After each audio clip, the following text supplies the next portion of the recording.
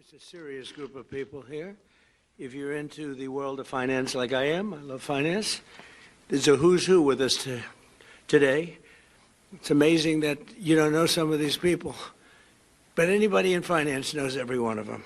And I want to thank them for being here today. We're delighted to welcome some of our nation's brightest minds in finance, crypto, and technology ahead of the first ever meeting of the CFTC's Innovation Advisory Committee in Washington, D.C. This is a group of very smart people that are on a committee to recommend what we do. Right, Paul? They're going to be telling us a little bit, but I think Paul knows maybe more than anybody. He's doing a great job. We're all happy with Paul, I think, right? He's been absolutely fantastic. Crypto markets and the prediction markets and conventional finance to decentralized finance, the people in this room are ensuring that the future of commercial markets is pioneered and perfected. Right here in the USA, we're fighting a lot of other countries to control these markets and to have these markets and to profit and all the jobs and everything else created, and we're doing well. We're leading in every aspect, including AI, and we're leading by a lot. And we want to keep it that way. I want to thank the chairman of the Commodity Futures Trading Commission, Mike Selig, for his tremendous leadership. And come here. Thank you, Mike. I didn't recognize you from so close. And thanks as well to a very special man, a man that everybody respected for a long time. Yeah, he's a man I wanted to do this job, head of the SEC. Chairman Paul Atkins, who's also doing an outstanding job in everything else he touches. He's doing a lot of things for the country, so I want to thank you very much. Great job. Thank you. Thank you. Thank you very much, Paul. We're also pleased to be joined by Executive Director of the President's Council with advisors with the digital asset. All of the digital assets are all put into one, Patrick Witt, and many other top industry leaders, including Coinbase. Where's Brian? Brian Armstrong, CEO. He's one of the greats. Where is he? Where are you? Oh, you look well. You get much younger. You look good. CEO of International and Intercontinental Exchange, Jeff Sprecher. One of the things, a little thing called the New York Stock Exchange. He owns a thing called the New York Stock Exchange. Quite a nice asset, right? Yes, it is. CEO of Nasdaq, Adina Friedman. Thank you very much, Adina. Great job you're doing. CEO of Robinhood, Vlad Tenev. Thank you, Vlad. Nice to see you. And CEO of Kraken, Arjun Sethi. And thank you very much, wherever you are. Thank you very much. Great group of people. We also have some others here that we wanted them. It's where's Mike, co-founder of CEO of CTO and president of BitGo, which is a big deal in the world of that thing, that little thing that's happening out there. And Brad Garlinghouse, CEO of Ripple. Brad? Thanks, sir. Thank you very much, Brad. Sergey Nazarov, co-founder of Chainlink Labs. Thank you very much. Good, Sergey. Good job. Arjan, you're here. Arjan? I'm still here. You're here? You haven't left?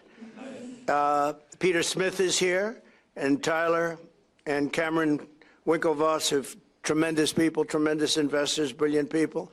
Chris Dixon is here. And I think I've sort of got anybody I didn't mention, by the way. Pretty much got the whole group. Good. They gave me 4 sets of lists, and that's always a little complex. You never want to say one more than 3 times.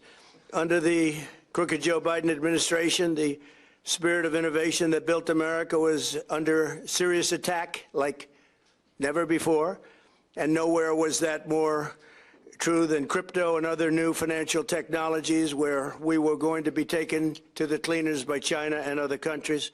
The radical left tried to crush these developments with crippling regulations, brutal restrictions, weaponization. They used weaponization, political weaponization, and constant targeting that drove innovation overseas, and they wanted to drive it out.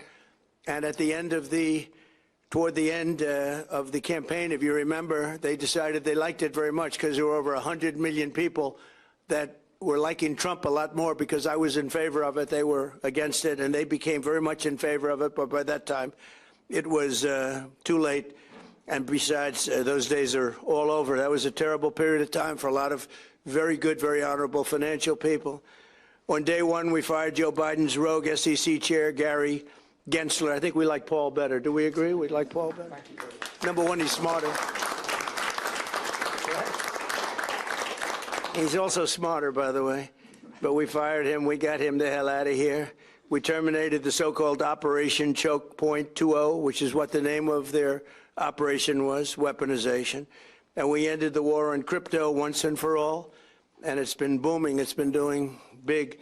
And nobody's been able to break in. China would like to break in. They're still trying, but they have been able to. I signed a historic executive order banning any attempt to create a central bank digital currency. We launched Project Crypto to modernize rules so that our financial markets can move into blockchain technology. I established the United States Strategic Bitcoin Reserve, making Bitcoin a permanent asset of the United States Treasury, which has turned out incredibly well.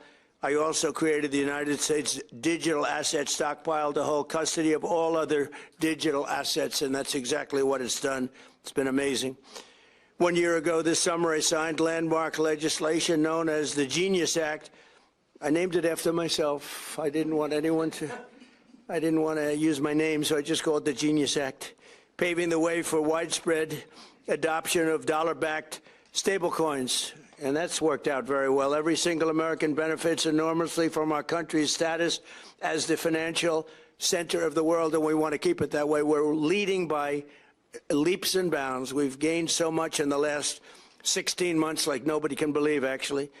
Not only that, but we have more money being invested in the United States than any country at any time in history. Money's coming in by the trillions. Our nation's economic dominance drives trillions of dollars in investments, creates millions of jobs, and expands access, credit, and capital so that every citizen has a chance to achieve what we now hear a lot about, the American dream. Young people are looking for the American dream. They weren't thinking about that 2 years ago. New financial technologies are extending this American dominance into the 21st century, and that's why we're focused on creating a clear regulatory framework for pioneers and builders like the people that are with me here, so that they can do business with confidence on American soil. They don't have to go to other countries to do their business. We're ensuring that America remains the undisputed leader, not only in Bitcoin and crypto, but also technologies like prediction markets, artificial intelligence, and much more. And we're leading in every single one. And I will tell you, the AI, the artificial intelligence, we're way ahead of number two. Number two is China. And I never want to underestimate China, but right now we're way ahead. President Xi's coming on September 24th. We look forward to it. We'll probably be talking about AI and a lot of other things. But we're doing tremendously well, largely because of people and some other friends of ours that are on the board.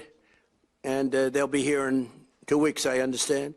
In May, Chairman Selig authorized the first ever true Bitcoin perpetual futures contract on a CFTC registered exchange, first time. I understand that Mike is also working to bring hyperliquid into the United States in a fully compliant and legal fashion.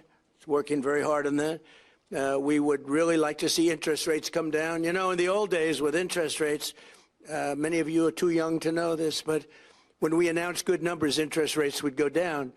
And the theory was because the asset value became so good, it became so prime. But now when we announce good numbers, which we're doing all the time, they keep driving the interest rates up because they're so afraid of inflation. And they shouldn't be. They should allow interest rates to go down.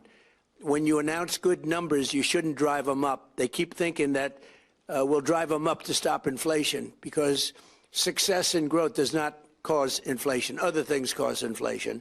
We inherited the #1 inflation ever in the history of our country from Biden, and it lifted prices and everything else, and we're getting them all down. But interest rates should be allowed to fall with the success of our country, not rise because of the success.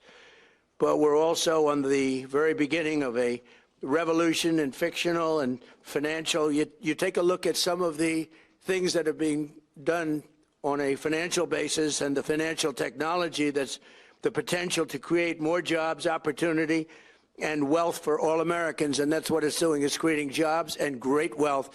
And I think that can't be better seen by the stock market. So We've had 80, in a short period of time, a year and a half, we've had 80 days where the stock market hit all-time highs. I haven't looked today. I don't know. Maybe I shouldn't look. I don't want to look.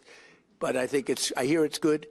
But we've had 80 days, Jeff, where the stock market has hit an all-time high, and nobody's ever seen anything like that. And I think bringing it down to another level, and maybe a higher level from the standpoint of importance, 401ks have hit record highs on almost 40% of the time that I've been President of the United States, and that affects tens of millions of people. The 401ks are at record numbers. So 2 years ago, our country was dead, and now our country is the hottest country anywhere in the world. There's nobody close. No other country is close, and every country will admit it.